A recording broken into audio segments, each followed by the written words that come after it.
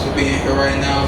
It's a blessing to be able to stand in front of you guys victorious. I want to thank Mr. Ellaby. He's been extremely nice to me. I appreciate that. You know, he recognizes what I want to do for this sport and what I try to do for this sport, and you know, I can't help but appreciate that about him for seeing that in me. So thank you, Mr. Thank you, Shawn. I think this was, I'm not going to say great, but I think it was a very good fight. I think that we came out and we did, I said about 90% of what we wanted to do. We were prepared for everything that he had. I think that showed. And we were able to give it to him from the outside and also give it to him on the inside. That was the plan coming into the fight. So for 12 rounds, as a good fighter, you want to be able to establish your game plan, make your game plan be effective, listen to your corner along the way, and do what they ask you to do. Every experience that I've had in this ring, every professional fight that I've had in the ring to this point has brought me to this point, and I think it all showed up in this fight tonight. So my hat goes off to Adrien Broner for standing there for 12 rounds. Anyone out there who has not competed in this sport, this is the hardest sport to prepare for, and it's the hardest sport to compete in. So my hat goes off to him for the job that he was able to do tonight as well. Like I've said before, I'm always going to show class. I'm always going to be respectful. So I'm going to do the same as always. You know, he talked a lot, but when we got in the ring to get the job done, I got the job done tonight. So I want to thank his corner for getting him here, and you know, for everyone who made this fight possible. And thank you guys for coming out again. I think Team Porter really showed y'all what the Porter way is like tonight. So thank you. Shawn, back here.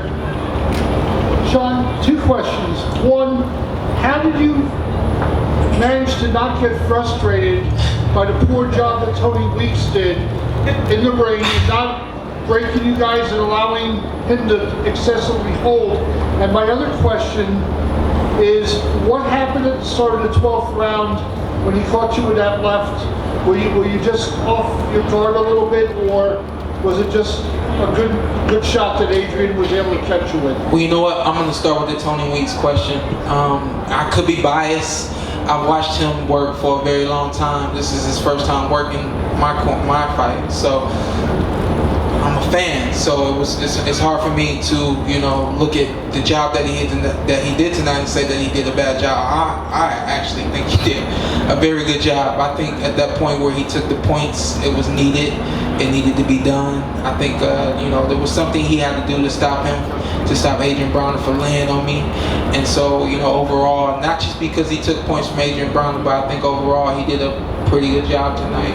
And you know, as far as your second question, I was told going into that 12th round to leave it all in the ring, to give it all that I had, empty the tank. That's what we do.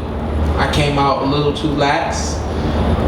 Adrien Broner threw a great punch. He threw a quick hook, caught me on the chin, and actually put me down.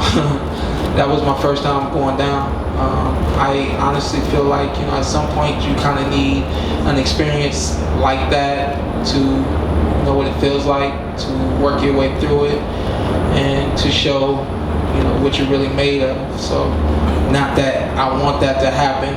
I don't think it'll ever happen again.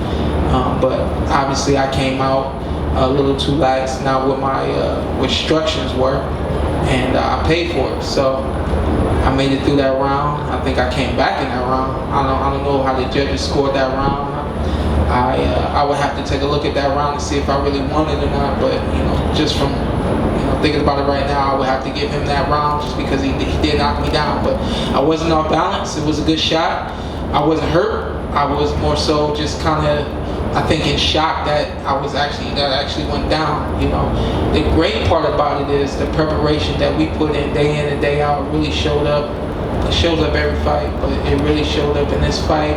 I was able to maintain my composure. I was still strong and still fit as heck, and able to, you know, not only fight him off, but go after him again near, throughout that round. So I think I did a good job that round too. Shawn, congratulations. Congratulations on the win. It was about a year ago where you had your first setback as a pro and you never hung your head. You were in the gym a week or two right after. How rewarding does this feel to be back at the top, near the top of the welterweight division after you never looked back? Yeah, you know what? And we said this after that loss. We didn't get down. We didn't beat ourselves up or anything like that.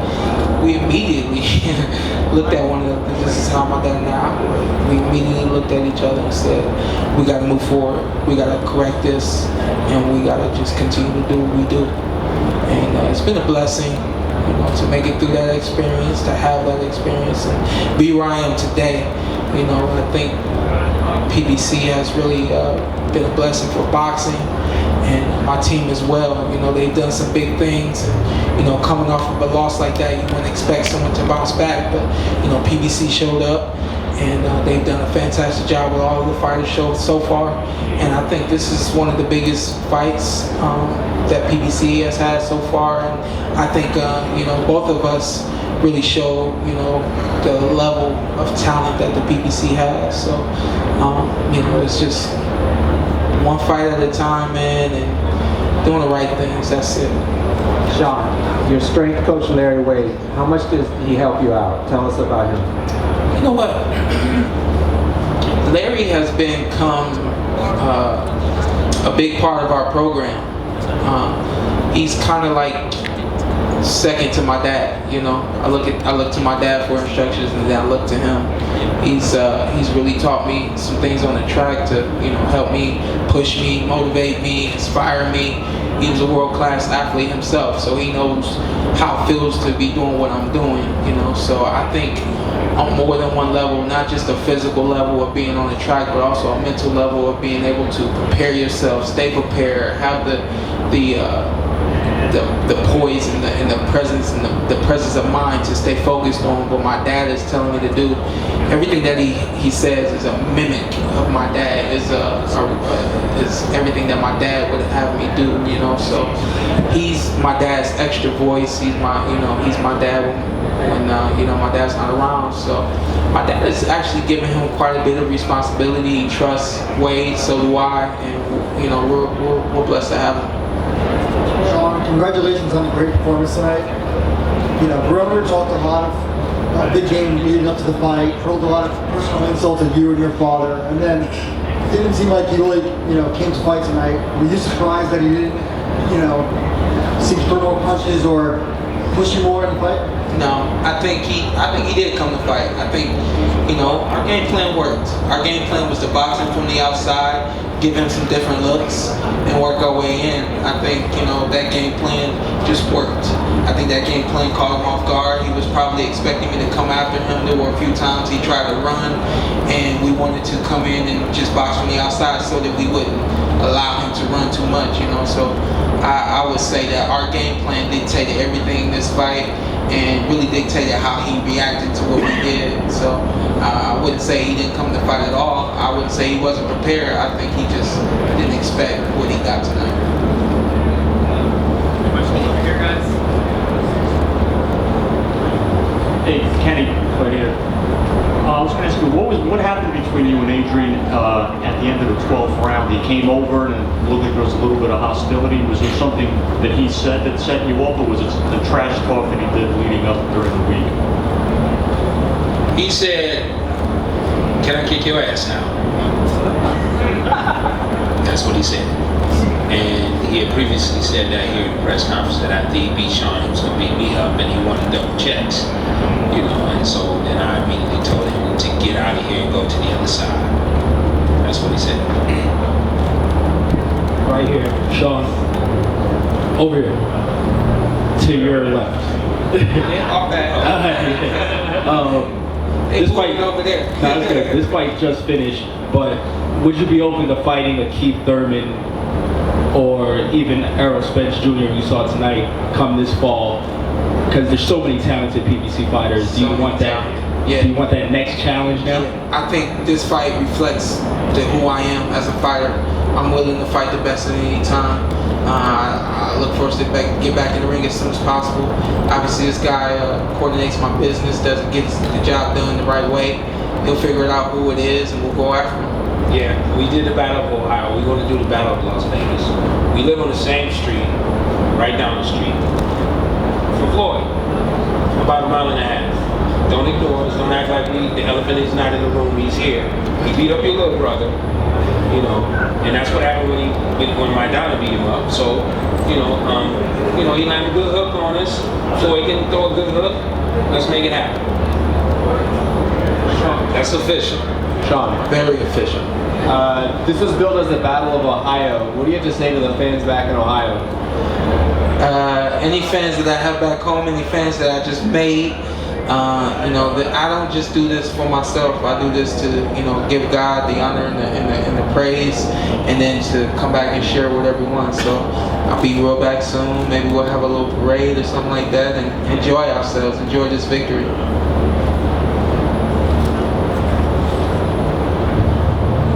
Oh, Shawn, talk about how satisfying this is to, on the eve of Father's Day, to deliver this gift to your father. Yeah. And two, talk about how satisfying it was. Adrien Broner saying it's only a big fight because he's in it. But at the end of the 12th round, about 7,000, 8,000 fans were cheering, Porter, Porter, Porter. Yeah, that's a blessing, man. That is a 100% blessing. I'll answer the second question first. I think, for me, whatever he said or did prior to this fight means nothing to me. I think, obviously you guys showed that or saw that, in the press conference. I didn't say anything. I'm not that person.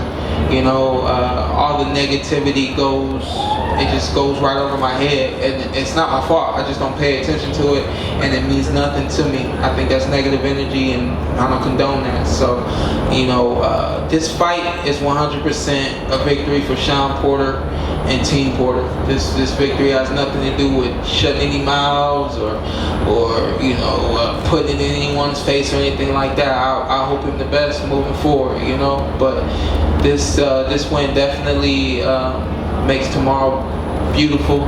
It was already going to be beautiful, but this victory makes tomorrow that much more beautiful. Shawn, Mayweather said after the fight over here that he would like to see you fight Errol Spence on his undercard September 12th. Who said that? Mayweather. Oh, okay. I guess first you can respond to that, and then secondly, if that fight didn't happen, do you want to fight Kell Brook again? That was such a close fight, and you know what? Kell Brook is a fight that I always want. I've said that publicly. It's a fight that, when you take a loss to someone, I don't think I should have lost to Kell Brook. I think there were things that I didn't do right, and I left it into the judge's hand, and it played out the way that it played out. But I think, getting a second chance, I'll do everything the right way. Just about the right way, like I did tonight, and that decision will go differently the next time. So that's always a fight that I will want. As far as fighting Errol Spence on a Mayweather undercard, I'm not looking for any more Mayweather undercards. We were looking to get on the Mayweather-Pacquiao undercard. That didn't happen. Now I'm looking at Mayweather. I'm not looking at watching him fight after I fight. I'm looking at fighting him. Anybody else? Last of all, how satisfying is it knowing that either one is not? That's his prerogative, That's how he feels. Whatever. Maybe he show up, maybe he won't. We are here, and we are here to give thanks and show you guys that we're proud of what we've done. And that's about it. Thank you guys for coming out, and it's just a blessing to be able to do what I did tonight and get this victory. Simple as that. Shawn, one more. Apparently the catchweight didn't affect you at all. What is your opinion on catchweights in general? They seem to be going around boxing a lot these days, but you seem to come out on top. You know what? With the catchweight, I come upstairs and my dad is in the hallway. I come upstairs And at this point, it was about a day or two, he had already told me that we were talking in negotiations to fight Adrien Broner. I come upstairs, I was probably at yoga or something like that, I don't remember. I come upstairs and he says, this fool wants you to make 144. I literally, this is what I did. He says, this fool wants you to make 144. I said, well, if that's what it's gonna be, then that's what it's gonna be. And I go back downstairs. This is the kind of, for me, the kind of mental approach you have to take to something like that. You can't let anything stop you. You can't let, you know, there can't be any worry, any doubts, any negativity. And so from day one, that was before the contract was signed, before it was official that I was going to be fighting at 144. I didn't care. I knew I had a job to do. I knew this was the biggest fight I was going to have. And we went into this camp the same way we go into any other camp. We didn't say, oh, let's not do this today because we're going to focus on losing weight. We lost this weight the same way we lose the weight for every fight. And as you guys can see, we came in strong and prepared to go 12 rounds. And that's just a 100% blessing from God and, you know, a testament to my team and what we're able to do. Thanks, guys. God bless you.